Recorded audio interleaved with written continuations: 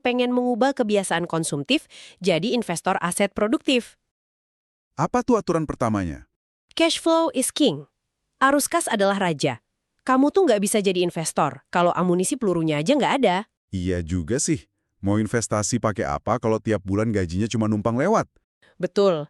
Jangan terobsesi dulu nyari saham yang bisa ngasih untung ribuan persen kalau pemasukan bulananmu aja masih minus buat bayar pay letter. Oke, jadi tahapan terstruktur bagi pemula nih. Langkah paling awal banget adalah numpuk keahlian dulu. Betul, kumpulin skill. Pelajari skill A, terus kamu gabungin sama skill B. Misalnya nih, kamu belajar digital marketing, terus karena sekarang era AI, kamu gabungin ilmu itu sama prompt engineering buat AI. Tiba-tiba kamu udah punya layanan agensi mini sendiri kan? Nah, iya. Layanan yang bisa mendatangkan arus kas positif setiap bulan, kamu bantu kerjain copywriting, atau bikin visual buat UMKM lokal misalnya. Begitu mesin arus kas ini udah mutar dan kamu punya sisa uang lebih tiap bulan, barulah permainan sesungguhnya dimulai. Beli aset produktif. Mantap!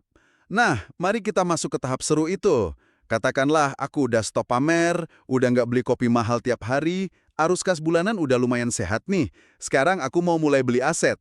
Udah siap jadi investor nih ceritanya. Iya dong. Misalnya aku mau beli saham perbankan. Tapi, gimana cara menganalisis saham perbankan atau aset lainnya sebelum mulai berinvestasi? Biar nggak kayak beli kucing dalam karung gitu loh.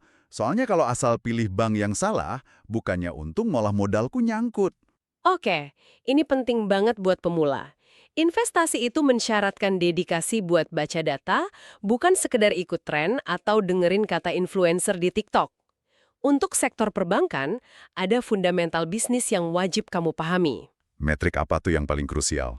Metrik pertama yang harus dicek adalah cost of fund, atau biaya dana bank tersebut. Tunggu, biaya dana. Gini, bank kan dapat uang dari tabungan nasabahnya. Maksudnya biaya dana ini seberapa mahal bank harus bayar bunga ke nasabah yang menabung itu ya? Tepat banget, 100%.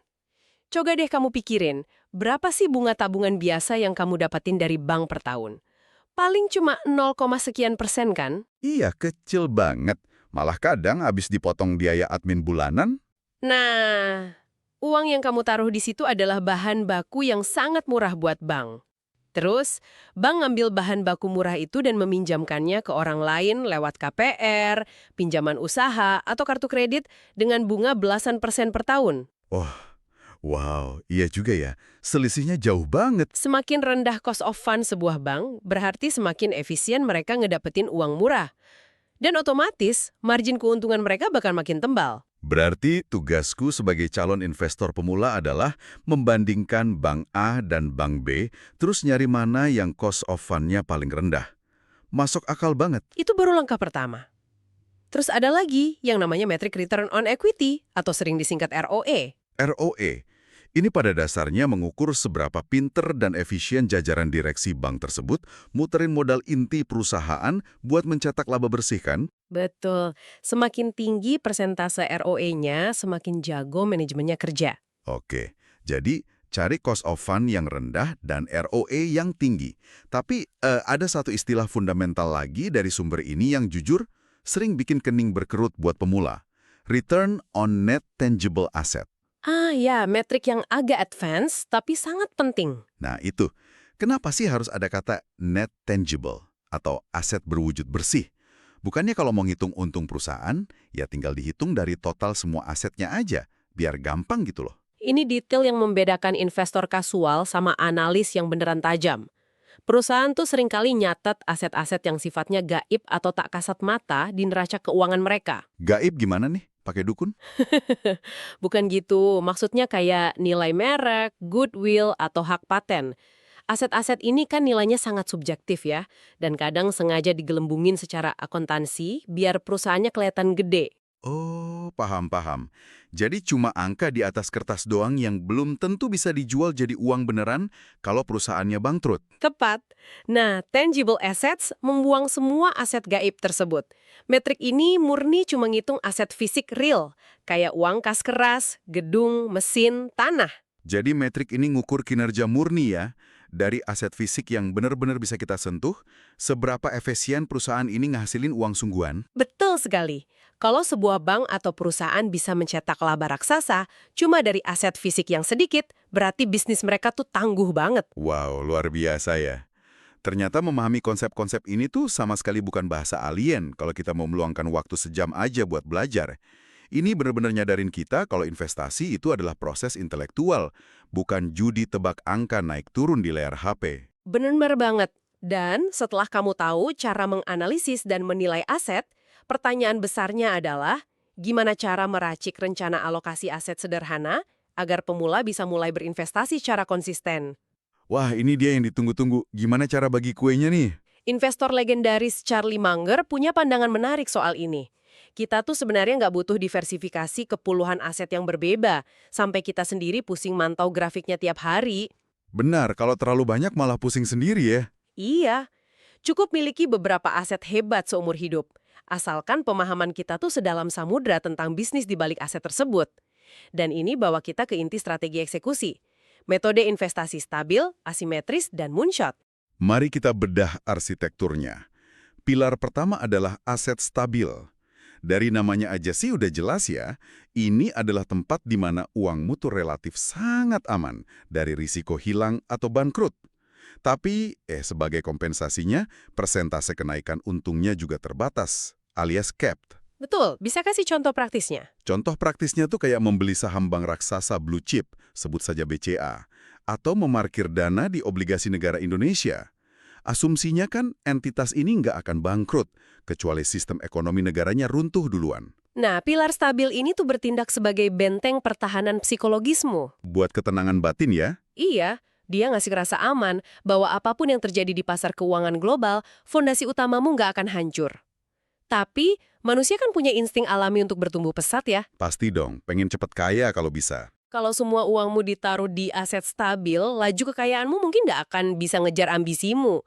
Apalagi buat ngelawan inflasi bayangan di sektor-sektor tertentu kayak harga properti atau biaya pendidikan anak. Harga rumah sekarang gila-gilaan soalnya. Nah, disitulah kita butuh pilar kedua ya, aset asimetris.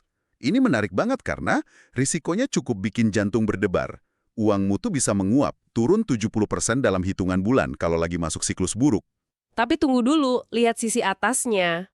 Nah, itu. Potensi kenaikannya sangat gak seimbang alias asimetris. Karena kalau lagi naik, bisa meroket sampai ratusan bahkan ribuan persen. Di sumber ini, Bitcoin sering banget disebut sebagai raja dari kelas aset asimetris ini. Betul sekali. Tapi pertanyaannya, apa sih mekanisme spesifik yang bikin Bitcoin punya sifat asimetris kayak gitu? Kenapa nggak emas aja atau aset lain? Mekanisme utamanya tuh ada pada kelangkaan absolut yang dikunci mati oleh algoritma matematika. Kelangkaan absolut. Iya, beda sama uang fiat yang supply-nya bisa dicetak kapan aja, semau politisi atau bank sentral. Bitcoin itu punya batasan permanen. Maksimal cuma akan ada 21 juta keping di seluruh dunia sampai kiamat. Hard cap ini nggak bisa diubah oleh siapapun. Oh, jadi karena supply-nya benar-benar kaku ya? Kalau permintaannya naik, harganya mau nggak mau ikutan terbang? Betul. Ketika adopsi jaringan meningkat atau tiba-tiba ada arus modal institusi besar yang masuk sedikit aja, harga tuh nggak punya pilihan lain selain melonjak secara eksponensial buat menyeimbangkan permintaan. Itulah kenapa resiko turunnya cuma sebatas modal yang kamu taruh, tapi potensi naiknya secara teoritis nggak ada batasnya. Masuk akal banget, kelangkaan absolut ketemu sama demand yang terus naik. Oke, kita udah bahas stabil dan asimetris. Terakhir nih, kita punya pilar ketiga, moonshot. Wah, ini ranah paling ekstrim. Istilahnya keren ya, diambil dari ambisi menerbangkan roket ke bulan. Ini adalah ranah high risk, high reward. Kalau kamu salah mengelola operasionalnya, uangmu bisa hilang tanpa sisa, 100% lenyap. Tapi kalau sukses, Nah, kalau peluncurannya sukses, hasilnya tuh benar-benar bakal mengubah silsilah keluargamu. Contoh praktisnya nih, memakai modalmu untuk ngebangun bisnis startup sendiri, atau bikin platform AI revolusioner, atau bikin crypto exchange lokal gitu. formasi 3 pilar ini, stabil, asimetris, dan moonshot, ini tuh brilian banget justru karena dia mempertimbangkan kelemahan psikologi manusia. Kelemahan gimana tuh? Serakah ya? Iya, pemula tuh sering hancur karena mereka naruh seluruh uang tabungannya di proyek moonshot dengan harapan cepat kaya. All in gitu loh. Terus pas proyeknya gagal, mereka langsung depresi, bangkrut total, dan trauma berinvestasi seumur hidup. Nggak mau lagi nyentuh pasar. Ini persis banget kayak ngeracik formasi di